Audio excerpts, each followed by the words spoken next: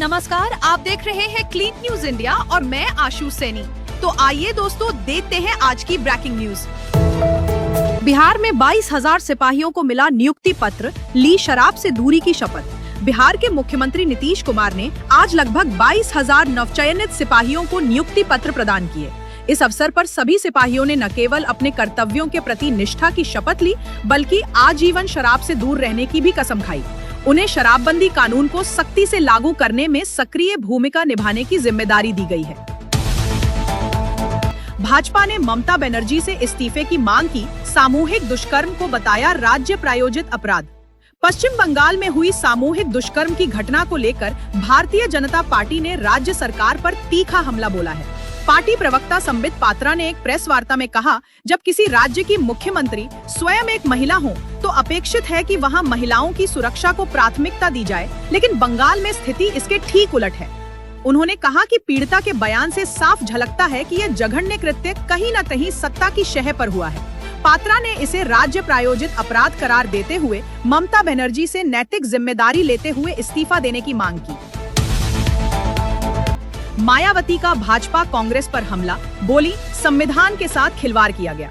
लखनऊ में आयोजित एक पत्रकार सम्मेलन में बहुजन समाज पार्टी प्रमुख मायावती ने भाजपा और कांग्रेस पर तीखे शब्दों में निशाना साधा।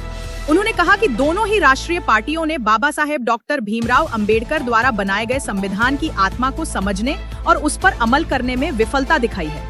मायावती ने आरोप लगाया कि इन पार्टियों ने अपने राजनीतिक एजेंडे के अनुसार संविधान में समय समय पर अनावश्यक संशोधन किए हैं। उन्होंने यह भी संकेत दिया कि बसपा अब देश भर में इन दलों के खिलाफ जन जागरण अभियान चलाने पर विचार कर रही है। राजस्थान के दौसा में दर्दनाक हादसा, ट्रक कार टक्कर में 4 की मौत।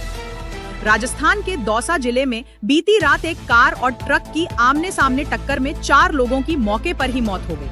डीएसपी रवि प्रकाश ने बताया कि ये दुर्घटना इलेक्ट्रिक चौराहे के पास राष्ट्रीय राजमार्ग पर हुई। मृतकों में 3 महिलाएं और 1 पुरुष शामिल हैं।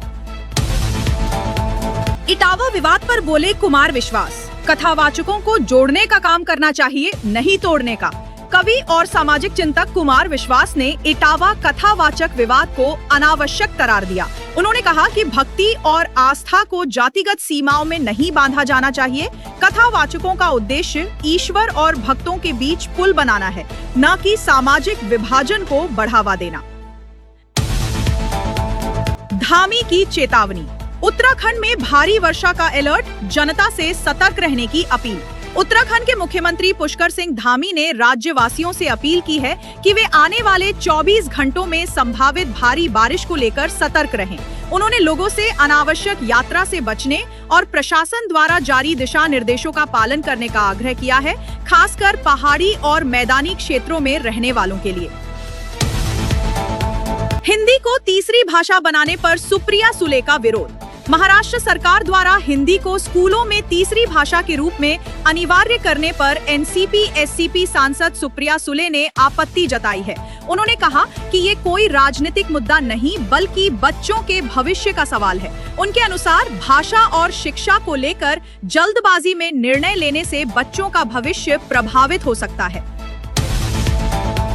कांवड़ यात्रा 2025, हथियारों पर पूरी तरह रोक, हाई लेवल बैठक में तैयारियां तय।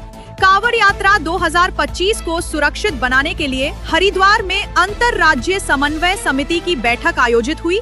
इसमें उत्तराखंड, यूपी, हरियाणा, दिल्ली, पंजाब, हिमाचल प्रदेश और राजस्थान के वरिष्ठ अधिकारी शामिल हुए।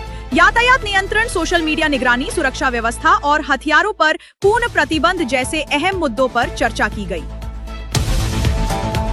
आजम खान से जेल में मुलाकात के बाद तंजीम फातिमा का भावुक बयान। समाजवादी पार्टी नेता आजम खान से सीतापुर जेल में मुलाकात करने के बाद उनकी पत्नी तंजीम फातिमा ने कहा, अब मुझे किसी से कोई उम्मीद नहीं, सिर्फ अल्लाह से है। उनके इस बयान ने उत्तर प्रदेश की राजनीति में नई हलचल पैदा कर दी है।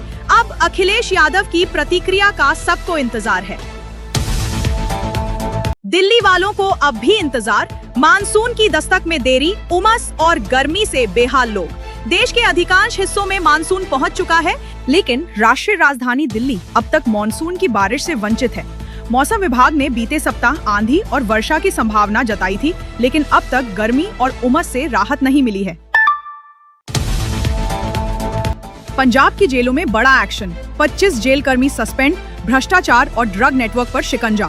पंजाब सरकार ने राज्य की जेलों में भ्रष्टाचार और नशा तस्करी पर कड़ा रुख अपनाया है। 3 डिप्टी सुपरिंटेंडेंट, 2 असिस्टेंट सुपरिंटेंडेंट और 20 अन्य जेल कर्मियों को तत्काल प्रभाव से सस्पेंड कर दिया गया है। ये कार्रवाई जेलों में फैलते ड्रग नेटवर्क और भ्रष्टाचार की रोकथाम के लिए की गई है।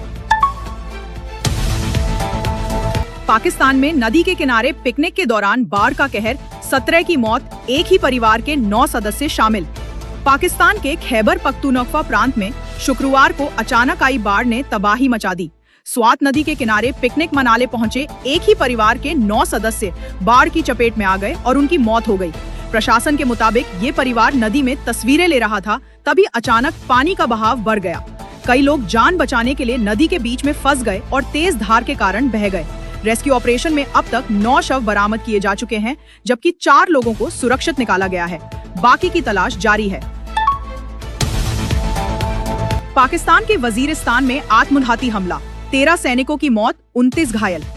पाकिस्तान के खैबर पख्तूनख्वा स्थित उत्तरी वजीरिस्तान जिले में शनिवार को एक आत्मघाती बम हमले में 13 सैनिक मारे गए और कुल 29 लोग घायल हो गए। रिपोर्ट्स के अनुसार हमलावर ने विस्फोटकों से भरी गाड़ी को सैन्य काफिले से टकरा दिया, जिससे भीषण विस्फोट हुआ। इस धमाके में 2 घरों की छतें भी गिर गईं, जिससे 6 बच्चे जख्मी हो गए।